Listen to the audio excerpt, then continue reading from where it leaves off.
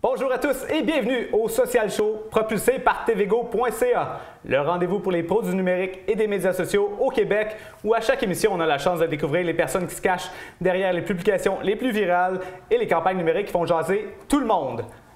Épisode 1, c'est parti!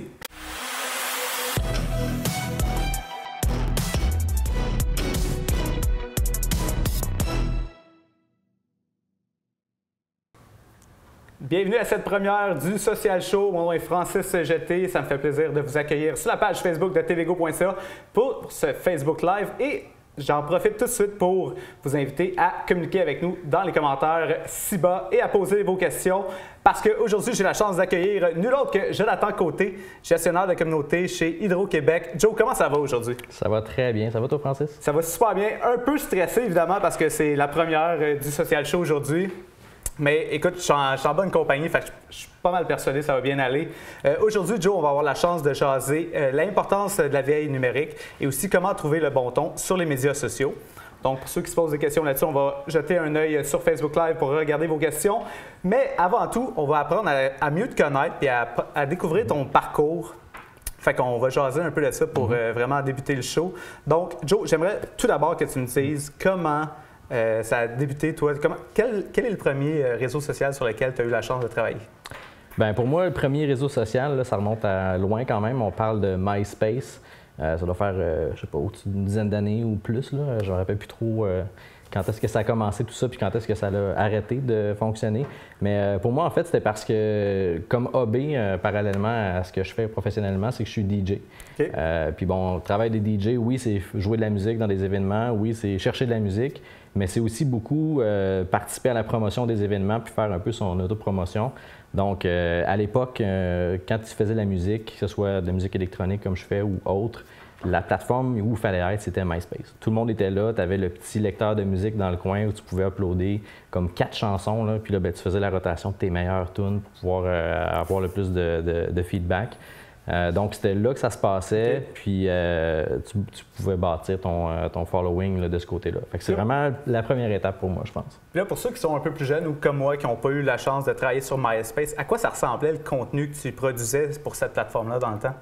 Bien, c'était spécial. C'était quand même, c'était à la fois très limité, mais à la fois très ouvert aussi, parce qu'ils avaient permis que tu utilises du code HTML quand tu bâtissais ta page. Okay. Fait que ça, en fait, à un moment donné, là, à un certain stade, quand tu te promenais sur MySpace, ça avait l'air d'un arbre de Noël. Il n'y avait aucune page qui était pareille, qui suivait le même design. Il y avait des GIFs, il y avait toutes sortes de trucs. Tu peux changer les couleurs d'arrière-plan.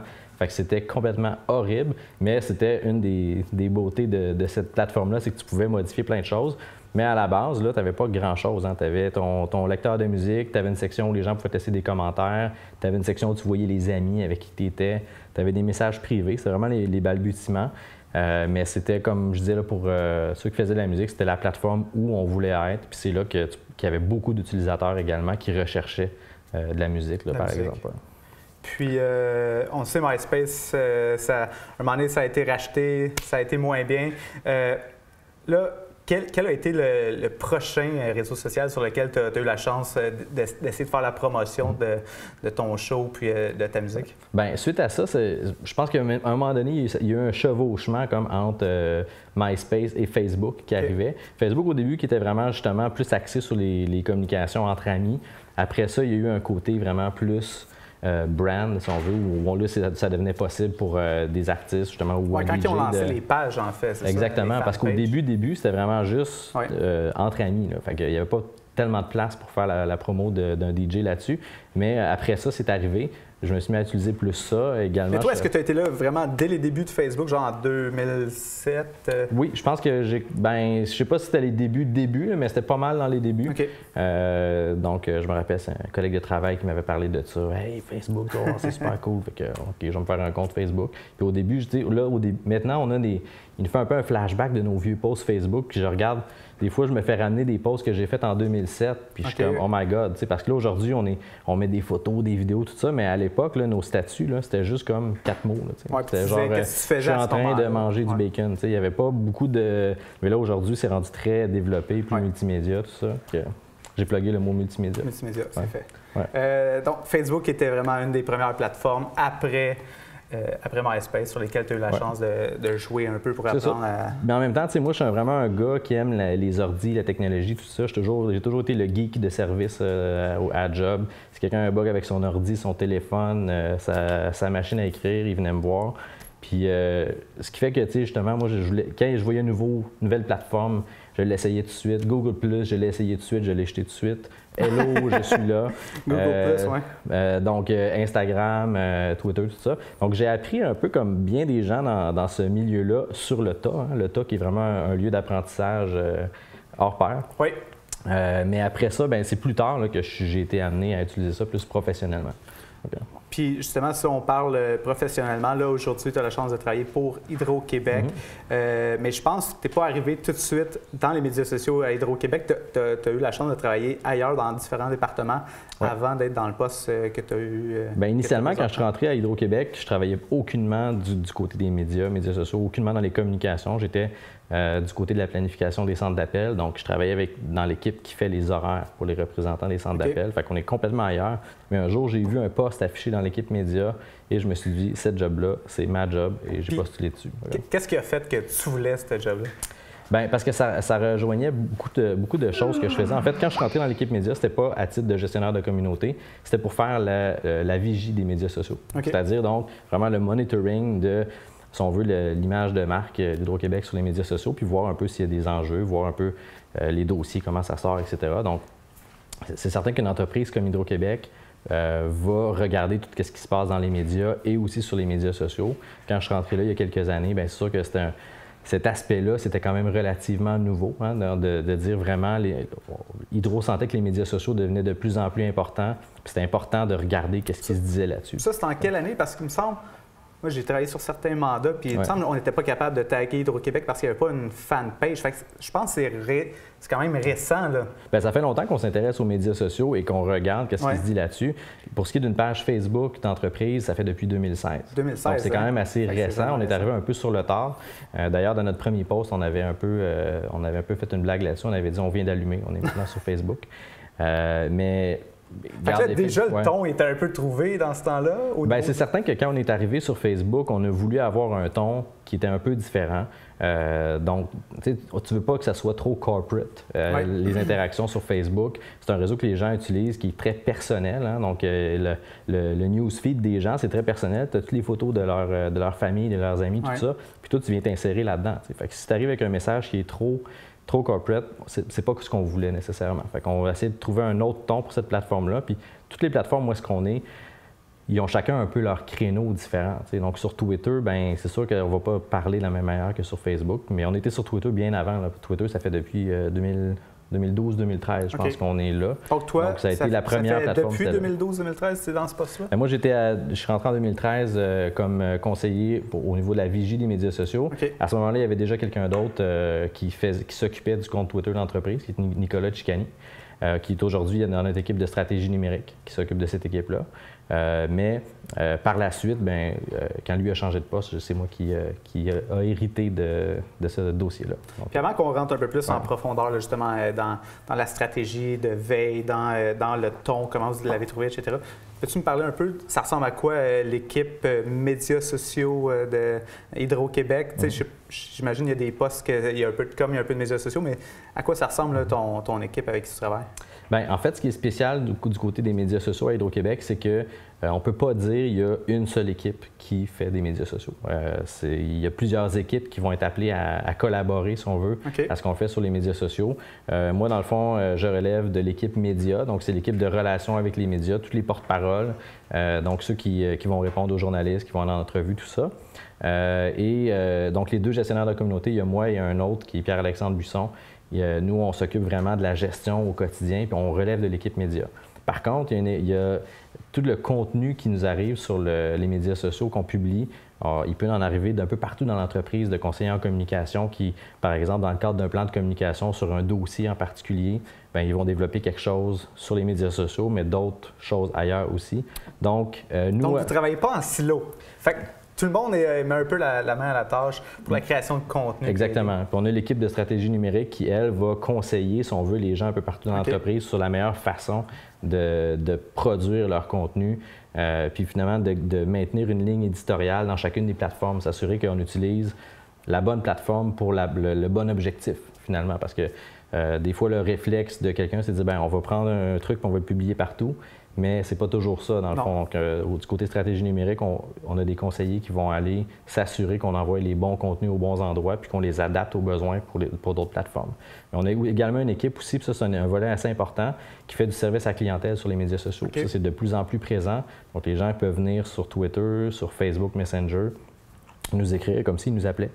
Puis ils vont avoir accès à du service à la clientèle de ce côté-là. Donc, tout ce qui rentre sur les médias sociaux, qui est des questions vraiment clients, pour quelqu'un qui a des questions par rapport à sa facture, etc., il y a une équipe de près 7 personnes qui s'occupe de répondre à toutes ces questions. Ça, évidemment, c'est à l'interne, ça n'a pas été donné en sous-contrat. C'est vraiment à l'interne. C'est des gens, en fait, c'est des gens qui viennent du côté du service à la clientèle.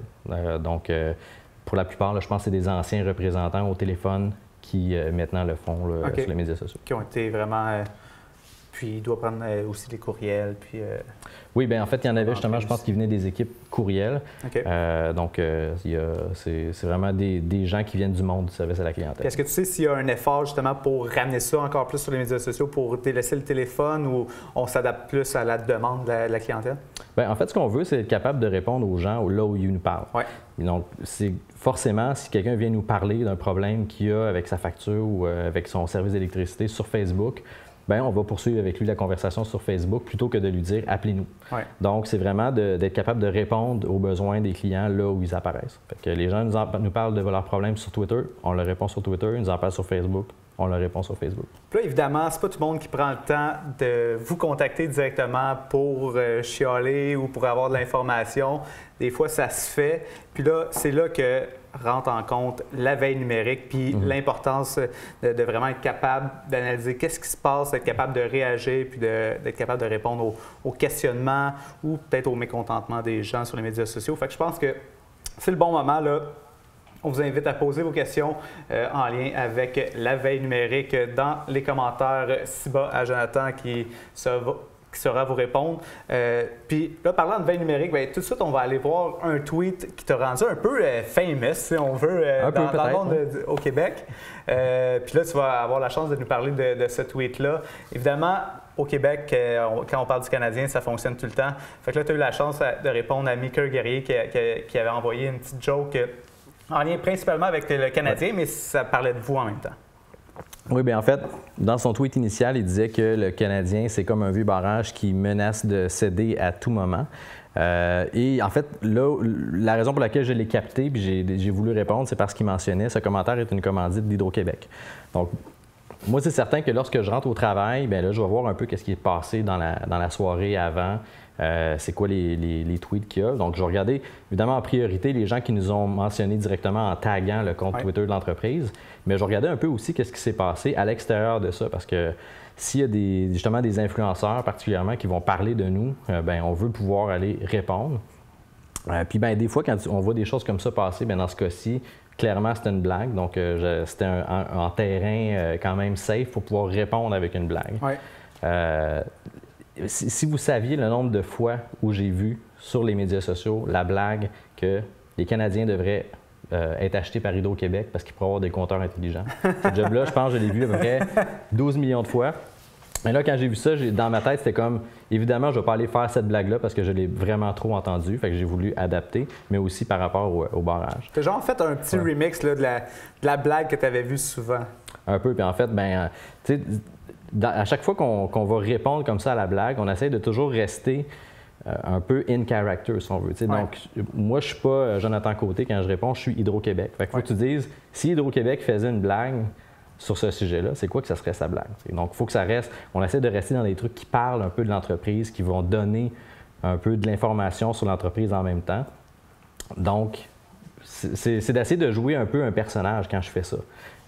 Puis bon, évidemment, moi, je pensais que j'allais faire rire quelques centaines de personnes peut-être, mais là, comme Mika a décidé de faire une capture d'écran et envoyer ça à tous ses abonnés, bien, c'est sûr que là, ça l'a décollé cette journée-là. Mais ça, c'est le genre de truc qu'on fait quand même régulièrement. Ça ne veut pas dire qu'on répond que des jokes là, à tout le monde. Régulièrement, là, mettons, pour nous donner une idée, à combien de tweets de même tu peux répondre, toi et ou tes collègues, dans une journée, par exemple? Bien, ça dépend des journées. Hein. Il y a des grosses journées comme on regarde la semaine dernière où on a annoncé un nouveau contrat avec le Massachusetts où on avait gagné un appel de proposition important. Bien là, on a répondu à des centaines de personnes. Des journées plus tranquilles, mais à tous les jours, on va répondre à des gens comme ça qui ne nous ont pas interpellés directement. Puis on va aller un peu, si on veut, s'insérer dans leur conversation. Il y a une façon de le faire aussi, ça dépend de c'est quoi les sujets, etc.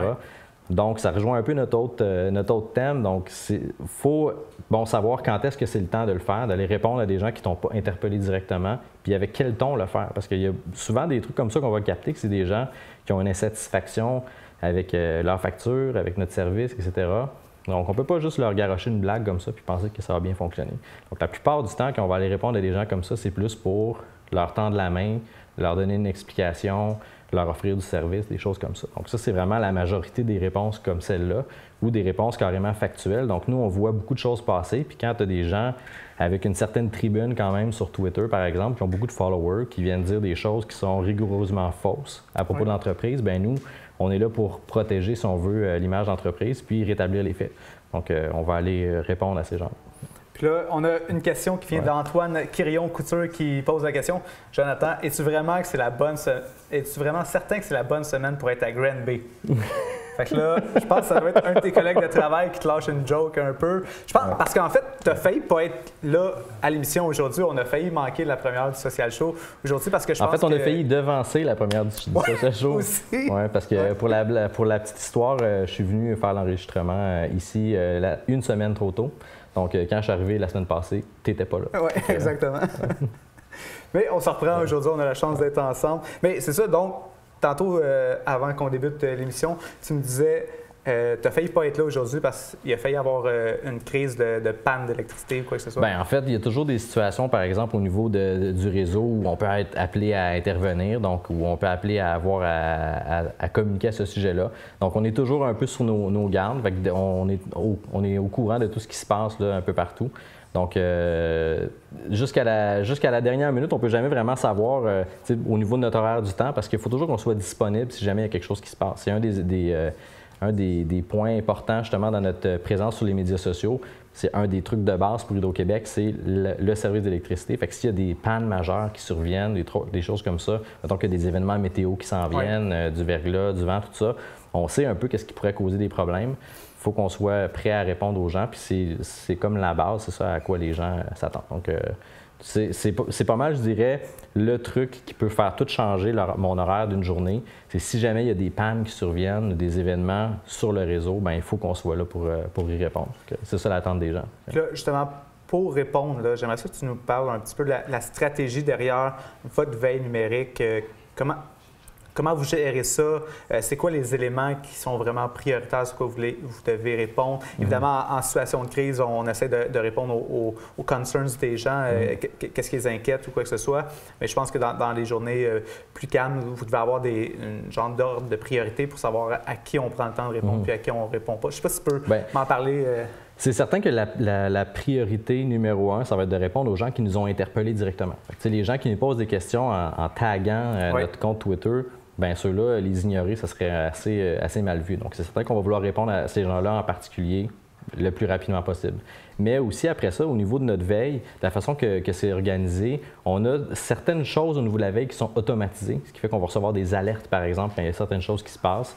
Au niveau de Twitter, par exemple, on reçoit des alertes, nous, en fonction du nombre de followers qu'une personne va avoir ou bien de ce qui est écrit dans sa bio. Donc, si par exemple, dans la bio de quelqu'un, c'est écrit journaliste ou maire ou député, etc., puis il parle de nous autres, c'est sûr que pour nous, ça devient prioritaire de regarder qu'est-ce qu'il dit parce qu'il peut y avoir des enjeux justement de relations publiques auxquels on doit répondre. Ça ressemble à quoi justement quand un journaliste ou une personnalité connue, là, il y a Maker qui avait fait une blague, mais sinon, là, est-ce qu'il y a une tangente par rapport au genre de sujets qui sont abordés auxquels vous devez répondre? Bien, c'est sûr que Hydro-Québec, c'est une bête qui est très politisée. Hein? Donc, on fait beaucoup de partie du débat public, étant une entreprise publique.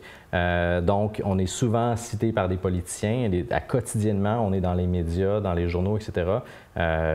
Donc, à peu près par année, là, des mentions d'Hydro-Québec dans les médias, tout confondu, là, que ce soit radio, écrit, télé, c'est à peu près 18 000 mentions par année. Ça veut dire qu'à chaque journée, là, ça va parler de nous autres, là. Donc, il faut voir un peu qu'est-ce qu'il dit, parce que nous, si par exemple, je sais pas moi, il y a des journalistes qui vont tweeter à notre sujet, souvent, c'est un peu annonciateur d'un reportage qui s'en vient à notre sujet ou annonciateur d'un article qui s'en vient à notre sujet. Bien, nous, ça peut vouloir dire qu'on va vouloir les contacter pour pouvoir en discuter si les autres ne l'ont pas déjà fait. Donc, ça nous permet autant de réagir sur les médias sociaux, mais aussi d'aider l'équipe média, les porte-paroles à faire leur travail et à pouvoir contacter les bonnes personnes pour, mettons, les journalistes, par exemple. Ou, dans le fond, pour s'assurer que s'il y a un enjeu sur un dossier en particulier, bien, on est au courant. Souvent, on va l'apprendre en premier sur les médias sociaux, bien souvent. Oui. Donc, c'est la beauté des médias sociaux. D'où l'importance pour vous d'être sur Twitter, parce qu'il y a vraiment beaucoup de médias encore qui vous mentionnent. Bien, sur Twitter, pour nous, c'est vraiment l'endroit où il y a toute la conversation des médias, des politiciens, etc., comme les influenceurs, si on veut, de la sphère publique au Québec, sont là. Donc, suivre cette conversation-là, ça nous donne une bonne idée de où ça s'en va côté médias, côté politique, tout ça. Donc, ça ne veut pas dire qu'on va répondre à tous ces gens-là quand c'est juste des mentions, par exemple, quand on parle d'Hydro-Québec. Sauf s'il y a des informations qui sont vraiment fausses et qu'on va aller rectifier, on va le faire immédiatement. On ne se gêne pas là-dessus. Là. Donc, vous n'êtes pas juste réactif quand vous faites votre veille numérique. Vous en servez aussi pour être planifier un peu votre contenu puis être capable de répondre à une tangente que vous sentez là, en faisant votre veille numérique, si je comprends bien. Bien, comme je disais, ça va aider l'équipe média à faire son travail, les porte-paroles, mais ça va nous aider également du côté médias sociaux après de voir c'est quoi un peu la conversation, c'est quoi les réactions des gens sur tel ou tel sujet. Par exemple, quand il y a des articles qui sortent dans les médias et que, je ne sais pas moi, TVA vont partager sur leur page Facebook un article à notre sujet, peu importe le sujet, bien nous, les commentaires que les gens vont laisser là-dessus, bien c'est intéressant pour nous parce que ça nous donne du feedback, savoir quelles sont les questions à propos de ce sujet-là qui sont bien comprises ou qui sont mal comprises. Puis ça peut nous aider à réaligner nos messages après. Donc souvent, on va aller intervenir même dans les commentaires sur les pages Facebook des médias qui ont partagé des articles. Quand on sent dans les commentaires des gens qu'il y a des trucs qui n'ont pas été saisis ou dans nos messages qui n'ont pas bien passé, bien, des fois, on va se joindre à la conversation, quand même assez souvent, pour faire cheminer les gens un peu là-dessus puis s'assurer que finalement notre position est bien reprise. Mais également, ça va nous permettre par la suite, plus tard, bien dire tel élément, là, on le voit par les commentaires des gens. C'est sûr que les commentaires ne font pas foi de tout, on s'entend, parce que si le monde, c'était que les commentaires sur Internet, ça serait assez déprimant. Oui.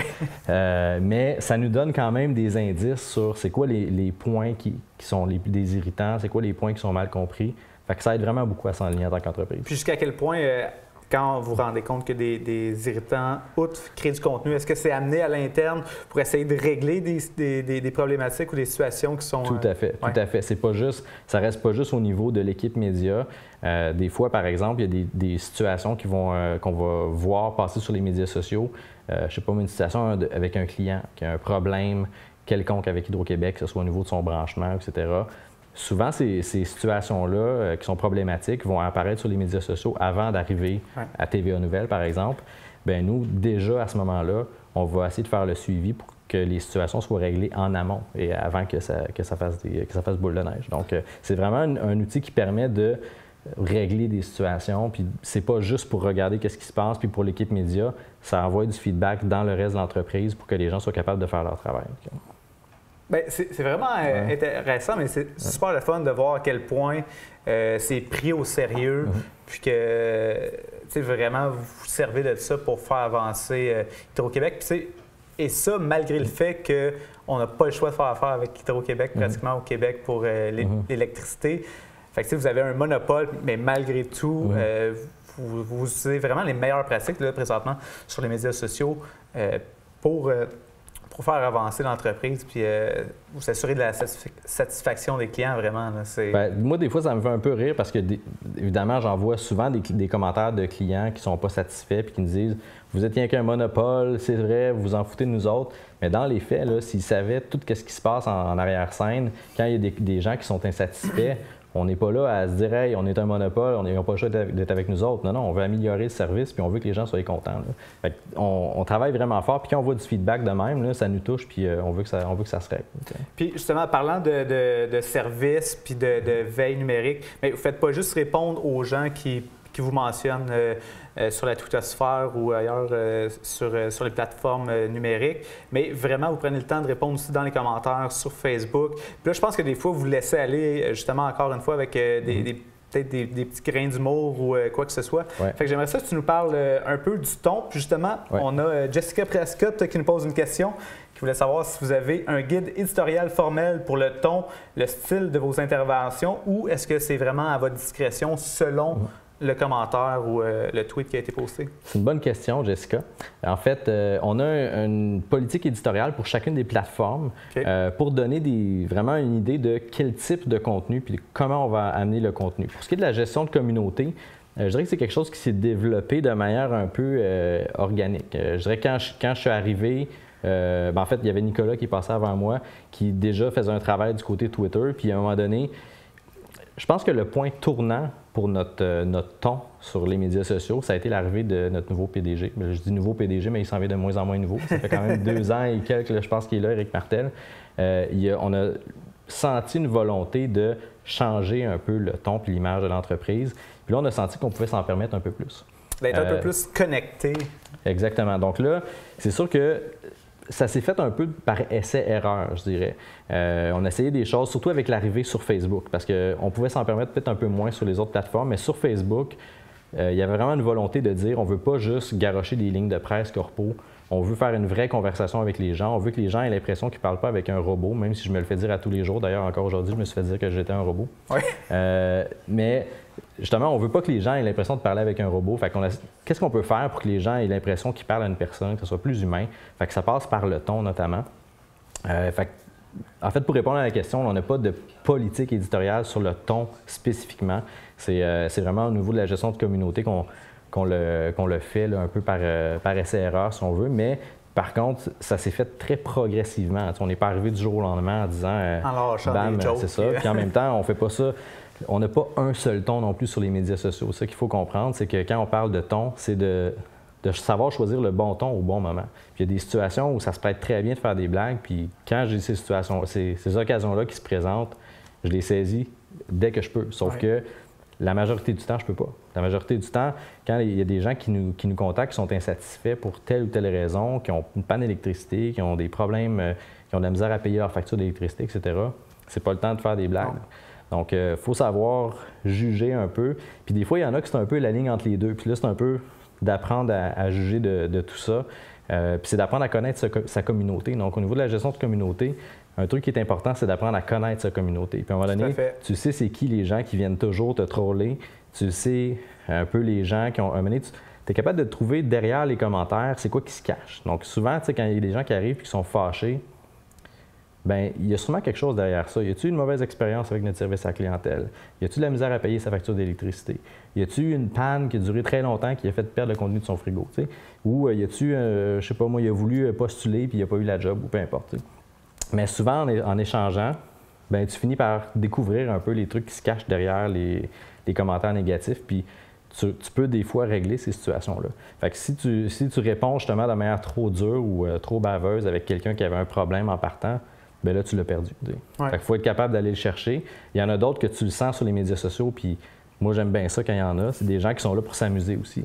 Et qui te tentent des perches, puis bien, toi, tu peux partir avec ça. Puis ils font une belle passe à palette. Bien, exactement. Puis il y en a qui pensent que hey, je vais essayer de les niaiser hydro, puis ils vont me répondre avec une ligne toute préformatée, mais non, je leur envoie une niaiserie, puis ils sont bien contents. Puis ça, c'est les plus beaux wins qu'on peut aller chercher sur les médias sociaux. C'est ce qui est une des parties de la job qui est le plus plaisant à faire. Mais en plus de ça, je pense qu'à ce moment-là, tu viens d'aller conquérir quelqu'un. Puis après ça, lui, ça devient un bon ambassadeur pour toi. Il y a même des chances qu'il fasse un screenshot puis qu'il le partage après ça sur ses Exactement. Je sais qu'à n'importe quelle de nos réponses peut être reprise comme ça. Puis c'est pas tout à fait innocemment quand on répond à un journaliste comme ça à une blague. Bien, tu sais qu'il y a plus de chances, lui, il y a un following, il y a des gens qui le voient. Il y a plus de chances que ça soit repris que si tu réponds à Joe Blow avec 4 followers. Fait que c'est certain que ça va peser un peu dans la balance aussi. Puis justement, on peut aller voir les autres tweets qu'on avait eus en réponse au tweet de Mika Guerrier. Peut-être on peut regarder celui que tu as fait à vestiaire.ca, qui est une autre plateforme de sportive au Québec. Donc, je te laisse expliquer là, comment tu as répondu. Ben, en fait, il faut savoir que quand j'ai répondu à Meeker, c'est la même journée. Il y a une nouvelle qui est sortie dans la presse qui disait qu'on allait devoir changer 25 000 de nos compteurs parce qu'il y avait un problème au niveau de la puce qui fait la communication, qui envoie les données. Donc, il comptait encore aussi bien, mais les données ne se rendaient pas à notre centrale. Donc là, évidemment, il y a des gens qui ont dit « Bon, c'est ça, vous parlez de vos compteurs, mais on sait bien, ils ont des problèmes, etc. » Là, j'ai voulu répondre à ça, évidemment, mais tu veux répondre avec les faits, mais aussi, là, tu es dans le contexte où tu es dans le contexte de la joke, si on veut, qui circule sur les médias sociaux. Fait que j'ai les gens qui me répondaient, puis surtout, là, c'est vestiaire.ca, c'est une affaire de sport. Oui. Ben, j'ai voulu rester dans le sujet. J'ai voulu rester dans le sujet de « Oui, je vais vous répondre à votre question, mais toujours en restant dans le thème du hockey. » Fait que là, ben justement, ici, j'ai voulu mettre en perspective. On parle de 25 000 compteurs sur un total de 4 millions, donc 0,6 Au même ratio, c'est comme si 0,18 joueurs des Canadiens avaient des faiblesses. C'est vraiment pas le cas cette année. Ben c'est ça. En fait, je me suis dit que ça aussi, là... tu étais vraiment en lien avec l'actualité. Exactement. C'est parfait, parce qu'on sait que pour ceux qui vivraient peut-être en dessous d'une roche au Québec, on sait que le Canadien, ça va vraiment mal. Ouais. Mais donc, ça, tu étais vraiment non seulement on-brand avec ton message corpo, mais tu étais aussi dans la conversation globale. Fait que c'est comme un double win, si on veut. Exactement. Donc, je m'étais un peu mis comme défi, là, toutes les interactions qui ont suivi ce tweet-là initial, il y a plein de gens qui m'ont renvoyé d'autres questions. Ouais. J'ai essayé de toujours répondre en restant dans le thème du hockey. Donc, j'en ai eu comme 4-5 trucs de plus qui ont suivi. Fait que je répondais toujours avec les messages qu'on avait pour l'entreprise, mais en restant dans le thème du hockey parce que c'était ça le thème de la conversation. Puis c'est comme un petit challenge que tu te donnes en même temps, puis tu sais que les gens vont apprécier. Là. Fait que là, on est vraiment dans le bon ton. Fait que vraiment, comment trouver le bon ton.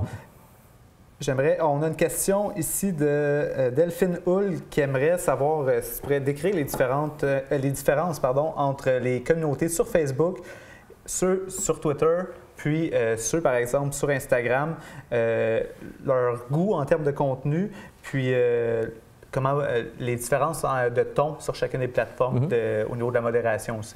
Bien, en fait, le ton peut varier même sur une même plateforme, le ton peut varier d'une journée à l'autre. Il n'y a pas nécessairement un ton général pour Facebook. Mais règle générale, c'est sûr que sur Twitter, souvent, on va s'adresser plus à un public d'influenceurs, par exemple, de la sphère publique comme des journalistes, des médias, des politiciens, quelques citoyens, mais ce n'est pas une majorité de citoyens qui sont sur Twitter, contrairement à Facebook. Donc, c'est certain que les messages vont être un peu programmé en fonction de ça. Ça va être un peu plus corpo, mais ça n'empêche pas, justement, comme l'échange avec Meeker, là, c'était sur Twitter que ça s'est passé. Vous êtes un peu plus, vous adaptez un peu plus. Exactement. Fait que les messages qu'on va pousser sur Twitter comme en proactif, c'est certain que ça va être un peu plus sérieux, si on veut. Oui. Mais dans nos échanges, après ça, quand les gens nous interpellent, bien, le ton peut varier en fonction du ton de la personne. Donc, elle me demandait, je pense, Delphine aussi, c'est quoi le type de contenu? Les différences entre les communautés. Entre les communautés. Peut-être, je pense, au niveau, tantôt, tu parlais de bien connaître ta communauté, ton public. Fait que, peut-être, si tu veux parler de tantôt, on le disait, tu l'as dit très bien sur Twitter, à qui tu t'adresses. Plus une communauté d'influenceurs. Facebook, c'est un peu plus... sur Facebook, là, c'est vraiment monsieur, madame, tout le monde. Hein? Donc, on a quoi? Peut-être 80 des Québécois qui sont sur Facebook. Là. Je ne sais pas si je dis une énormité, mais il me semble que c'est à peu près ça. Donc, on parle à nos clients directement, alors que quand on parle sur Twitter, on ne parle pas nécessairement directement à notre client. On parle justement à l'influenceur, mais sur Facebook, on parle à notre client. On parle aussi à nos employés. Tous nos employés, ou en tout cas, beaucoup de nos employés nous suivent là. Ça a été nos premiers abonnés. Okay. Donc, c'est un peu des ambassadeurs pour nous. Donc, eux autres, quand ils voient des choses passer là, souvent, on va vouloir les relayer avec leur communauté également. Puis ça nous fait un bon bassin de base. Là, exactement. Puis là, tu me parles de tes employés. Est-ce que vous avez une présence sur LinkedIn aussi, justement, en termes d'employés? Oui, on a une présence sur LinkedIn. Puis pendant très longtemps, ça a été la plateforme où on avait le plus de followers. Okay. LinkedIn qui est quand même peut-être sous-estimé des fois. Là. On a beaucoup de gens qui nous suivent là-dessus. Puis c'est sûr qu'une grande entreprise comme ça, quand même assez attractive au niveau emploi, tout ça, il y a beaucoup de gens qui veulent intervenir avec nous là-dessus. Puis ça permet de pousser des sujets justement qui viennent parler de l'entreprise, mais aussi des employés. Donc on vient mettre ce côté-là, faire découvrir des métiers, tout ça. Puis les présences des fois de nos dirigeants sur les tribunes publiques, ça va sur LinkedIn. Mais sur LinkedIn, on a beaucoup de nos employés également qui nous suivent, mais aussi toutes sortes de dirigeants d'autres entreprises ou etc., des gens du domaine de l'énergie. Donc, on a vraiment des plateformes différentes. Mais quand on veut parler à notre client comme tel, des choses qui s'adressent aux clients, c'est vraiment sur Facebook que ça va se passer. Là. Puis, je sais que tu aimes ça, créer du contenu vidéo. Avez-vous une présence également sur YouTube? Oui, on a une présence sur YouTube. C'est pas moi qui est responsable de créer tout le contenu vidéo. Ça peut arriver qu'on en fait dans certains cas pour couvrir des événements plus en direct sur le terrain, tout ça. C'est quelque chose qu'on essaie de faire de plus en plus. Mais on a une équipe d'audiovisuel qui produit du contenu pour pour toutes les différentes divisions à l'intérieur de l'entreprise. Effectivement, sur YouTube, c'est là que se retrouvent toutes nos vidéos là, qui ont été produites par l'équipe d'audiovisuel. Donc, vous faites une bonne job d'archivage. On a beaucoup de vidéos qui se retrouvent sur YouTube et qui se trouvent être un peu la plateforme pour héberger les vidéos qui se retrouvent sur notre site Internet également. Là. Donc, tout ça est déposé sur YouTube pour pouvoir être utilisé sur le web. OK. On a une question de Mathilde Michaud qui aimerait savoir qu'est-ce que tu aimes le plus de ton boulot de day-to-day? Bien, ce que j'aime le plus, je pense que c'est pas une chose, justement, c'est le fait que c'est d'une journée à l'autre, là, ça peut changer du tout au tout. Donc, il y a beaucoup de choses là, il y a autant la gestion de communauté, mais il y a aussi justement des fois produire du contenu en allant sur le terrain, etc. Donc, j'ai été appelé à aller en Géorgie avec des équipes de monteurs là, il y a quelques mois.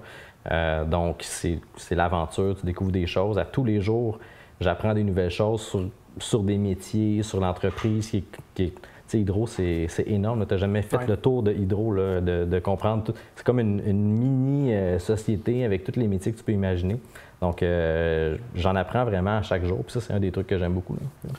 Ben justement, tu parles de à quel point ça change. Est-ce que tu peux nous parler à peu près une journée type? En fait, on va faire deux choses. Okay? On va parler une journée type tranquille, puis une journée gestion de crise, mettons. Ouais. La journée type, là, ça commence chez nous. Hein? Ça commence pas mal en me levant, où je vais aller voir sur mon téléphone un peu s'il y a des trucs justement importants qui seraient rentrés, puis des notifications qui sont rentrées. Ça, tu regardes ça où? Tu regardes dans ta boîte courriel en premier, tu regardes un logiciel de veille? Ou, comme je disais, il y a beaucoup de choses qui sont automatisées que je vais recevoir par courriel. Par exemple, s'il y a des médias, des journalistes, des influenceurs qui nous mentionnent sur Twitter, je vais les recevoir automatiquement par courriel. Donc, quand je regarde mes courriels, mes notifications de courriel le matin, je sais tout de suite s'il y a des enjeux majeurs, je vais les voir tout de suite dans ma boîte. Fait que ça va aller assez bien de ce côté-là. Ça peut me donner une idée un peu de ce qui m'attend pour le reste de la journée. Après ça, quand je suis dans le train pour m'en aller au travail, moi j'habite sur la Rive-Sud puis je travaille à Montréal, donc j'ai comme un 20-30 minutes où je peux aller déjà voir un peu au niveau gestion de communauté, y a-t-il des trucs qui seraient prioritaires à répondre. Je regarde un peu c'est quoi les mentions qu'on a reçues. Y a-t-il des trucs que je peux, des fois, carrément, j'en réponds quelques-uns dans le train en m'en allant. Quand j'arrive au travail, nous, en fait, l'équipe média, à tous les jours, on a une revue de presse, si on veut. On va regarder tout ce qui est sorti du côté médias sociaux, etc. Donc, je suis un peu à préparer ça parce que moi, tout le côté médias sociaux, c'est moi qui vais en rendre compte pour le reste de l'équipe. Pour leur dire, voici ce qui est sorti sur les médias sociaux depuis hier, finalement. Puis on a quelqu'un qui parle de la revue de presse papier pour qu'on sache un peu c'est quoi les enjeux pour la journée. Puis c'est une des raisons pour laquelle les gestionnaires de communauté sont dans l'équipe média, parce qu'au final, on a toujours un peu droit de vie ou de mort sur le contenu qui va être publié en fonction de ce qui se passe dans l'actualité. Parce que s'il y a des enjeux majeurs dans l'actualité, il y a des contenus que ça pourrait être mal perçu, qu'on publie telle chose s'il y a un gros enjeu. Donc, la conversation globale, après ça, peut-être la conversation en lien avec votre brand. Puis là, tu réagis. Si, par exemple, tout le monde chasse sur un élément, peut-être un morceau de contenu ne sera pas publié parce que tu dis, ça va juste faire lever la grogne. Puis, c'est ça. Mettons que, je sais pas, il y aurait une annonce, je sais pas, dans les nouvelles, il y a une annonce de hausse de tarifs. Bien, on va peut-être que nos publications médias sociaux cette journée-là, on va s'assurer que ça ne vienne pas plus choquer les gens par rapport à ça, etc. Donc, tu sais, il faut vraiment qu'on soit au fait de tout ce qui se passe dans la sphère publique à notre sujet pour que ce qu'on dit sur les médias sociaux soit en phase avec ça, qu'on ne vienne pas clasher complètement. Donc, il y a ça. Puis bon, c'est sûr qu'après qu'on a fini notre revue de presse, tout ça, là, on va séparer un peu le travail entre les deux gestionnaires de communauté, les publications qu'il y a à faire, les commentaires qu'il y aura à répondre, etc. Puis des fois, justement, il va y avoir du contenu à aller faire sur le terrain.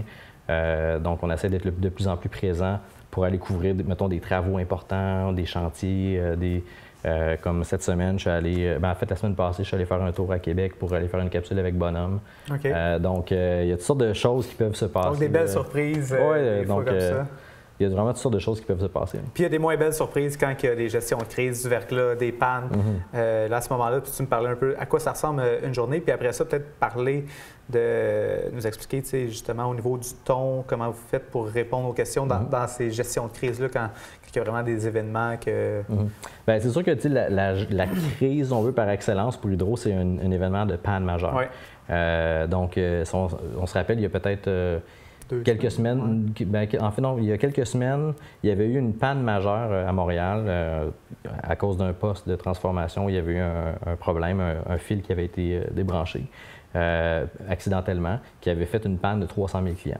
Quand il y a 300 000 clients en panne à Montréal, ça veut dire que tu arrêtes tout le reste de ce que tu faisais, puis ça devient juste ça que tu fais parce que 300 000 clients, un client, ça peut être un building avec 2000 personnes dedans. Fait que ça peut être, finalement, c'est peut-être 1 million de personnes qui sont touchées.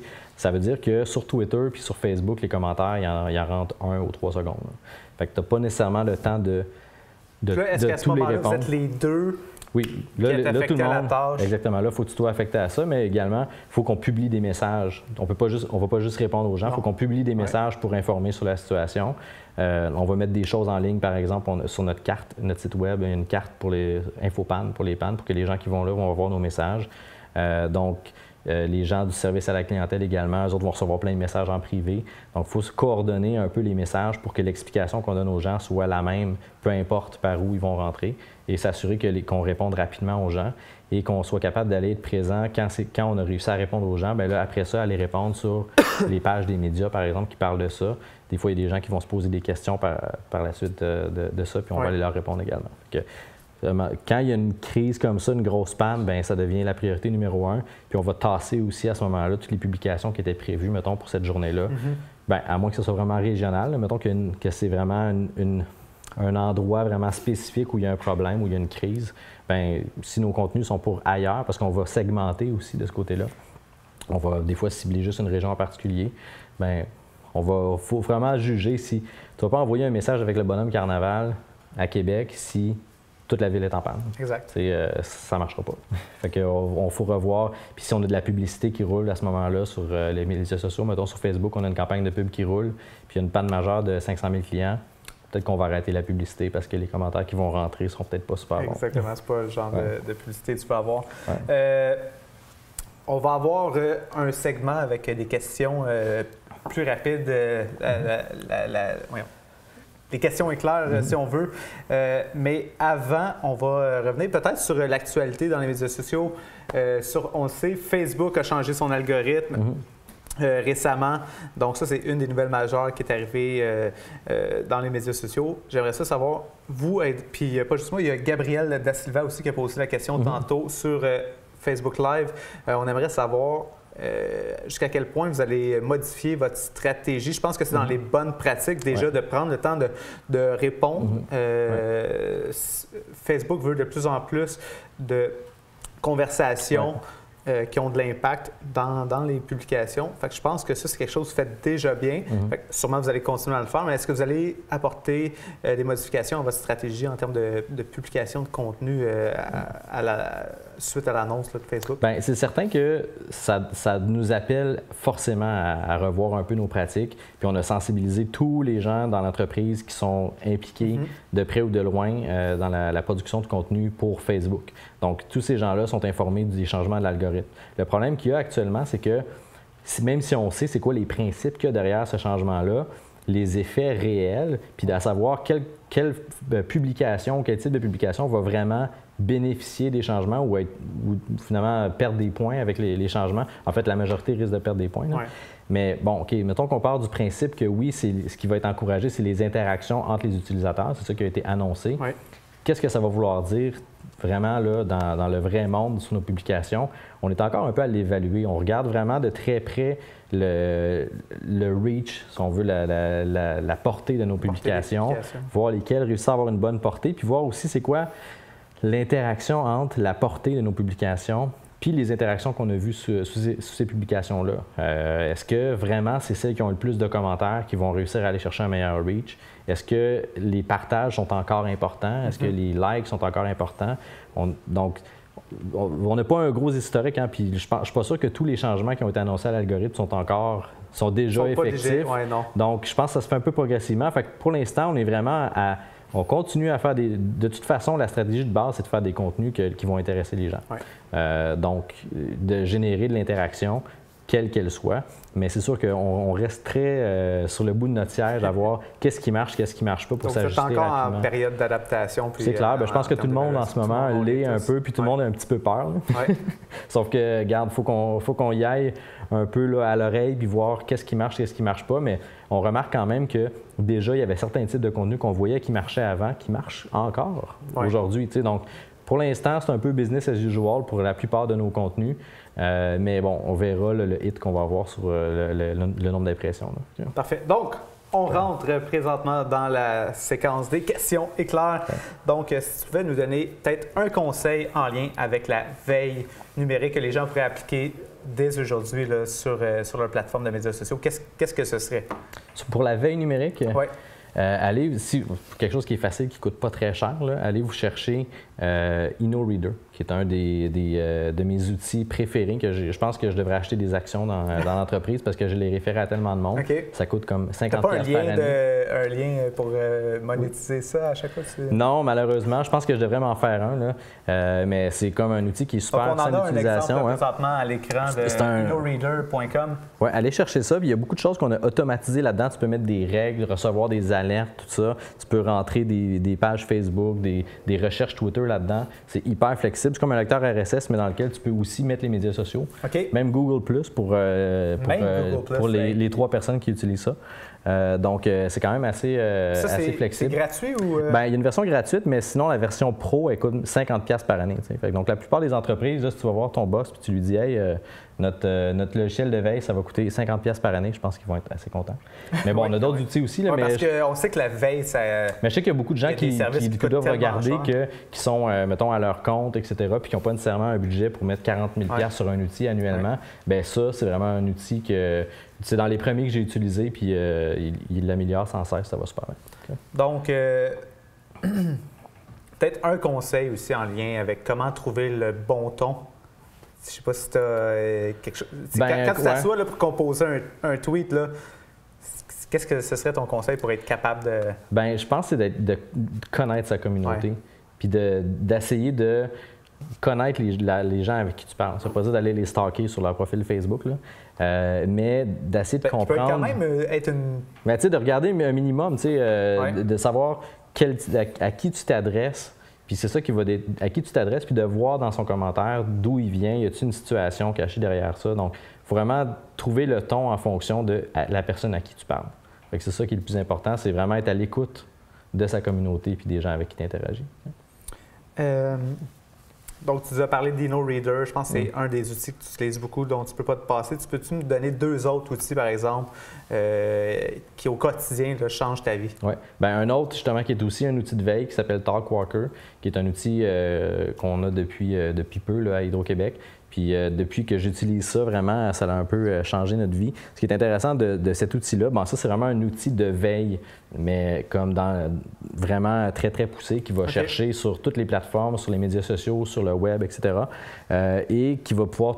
Tu peux faire des recherches hyper poussées avec des opérateurs booléens vraiment à n'en plus finir. Là. Tu peux faire ta chaîne de recherche peut faire comme 2 pages de long. Okay. Ça te permet d'être très précis dans ce que tu recherches.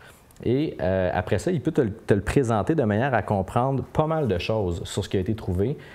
Puis un des trucs que moi j'aime particulièrement avec ça, c'est que ça me permet de classer en fonction de quels articles, par exemple, ont reçu le plus d'interactions sur les médias sociaux.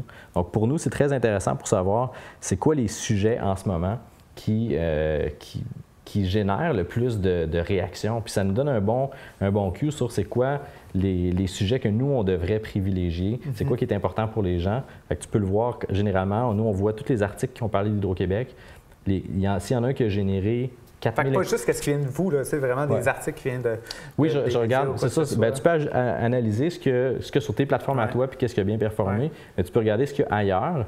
Tous les endroits où il y a été question d'Hydro-Québec sur le web, bien, je peux les classer, dire dans la dernière semaine, c'est cet article-là qui a généré 5000 partages. Fait que si un blogueur a parlé de toi, Puis, fait que c'est une des raisons pourquoi tu as eu la chance de voir toutes les interactions qu'ils ont eues en lien avec Hydro-Québec, puis ton tweet viral, dans le fond. Bien, c'est ça m'a permis de mesurer l'impact. Comme je peux dire que As-tu des chiffres, par exemple, pour nous parler?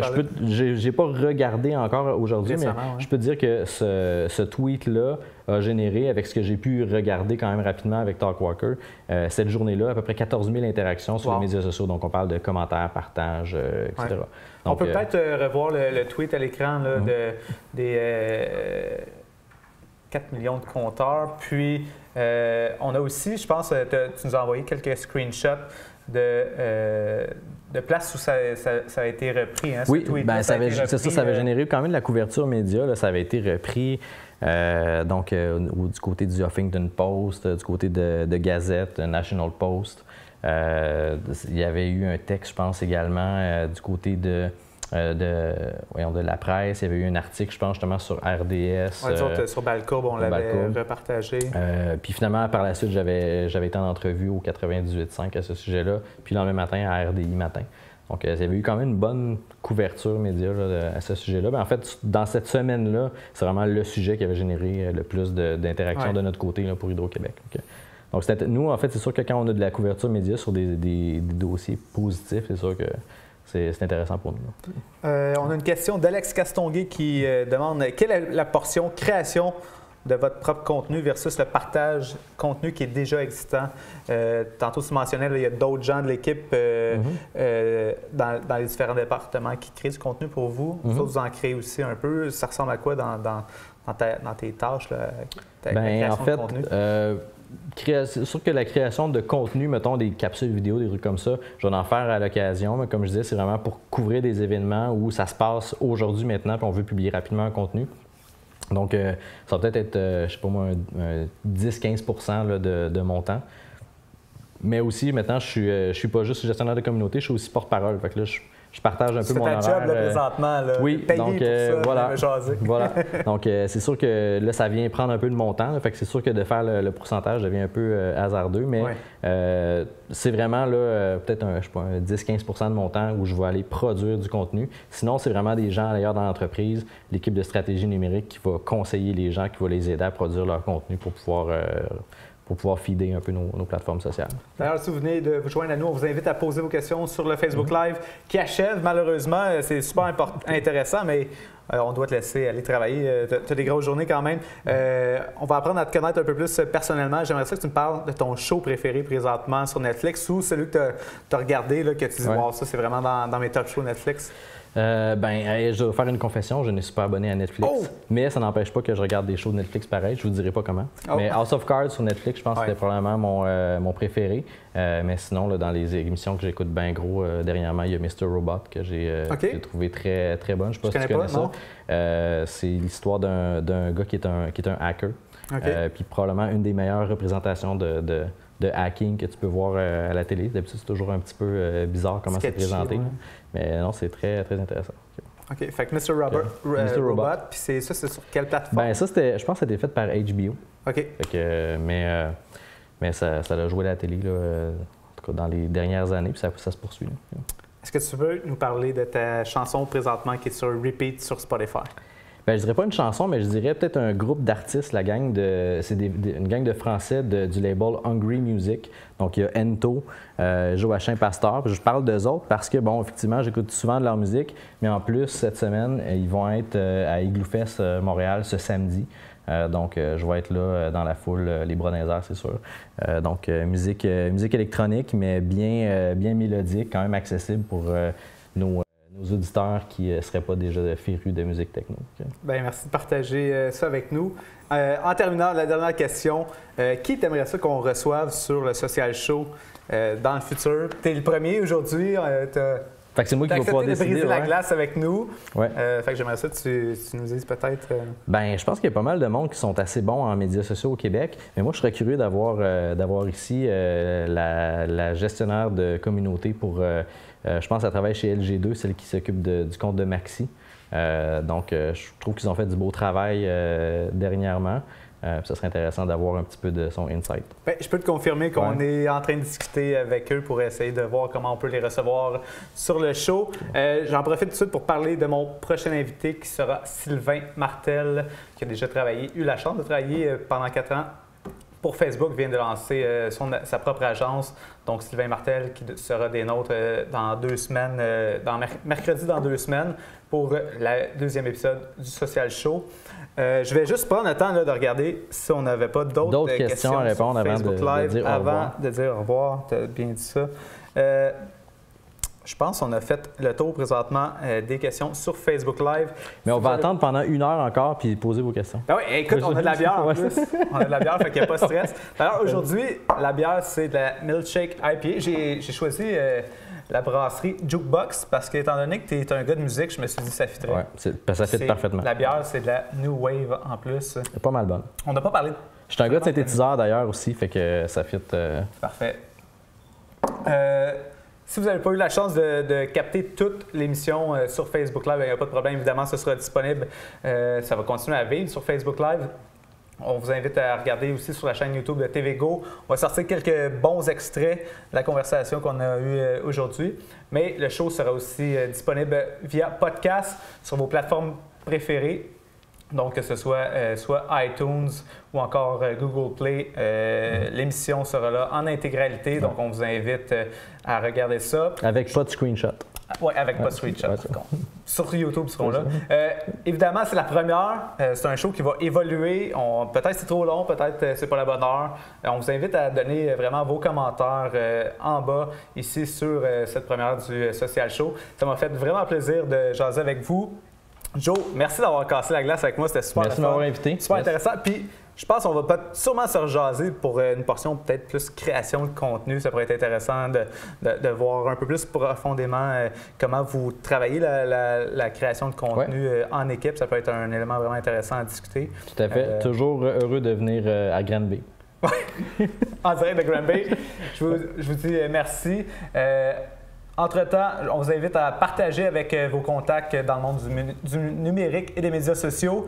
Sinon, entre-temps, vous pouvez nous envoyer des DM si jamais vous avez des questions ou des suggestions en lien avec le Social Show. On vous rappelle que l'émission a été produite par tvgo.ca, une entreprise qui est spécialisée dans le monde de la production vidéo, de la web diffusion, Facebook Live, YouTube Live, et aussi de la stratégie de contenu optimisée pour les médias sociaux. Donc, si jamais vous avez des questions, on vous invite à nous envoyer des messages sur Messenger. Je vous dis à la prochaine. On se revoit dans 2 semaines, mercredi, alors que Sylvain Martel sera ici pour discuter et partager avec vous ses connaissances.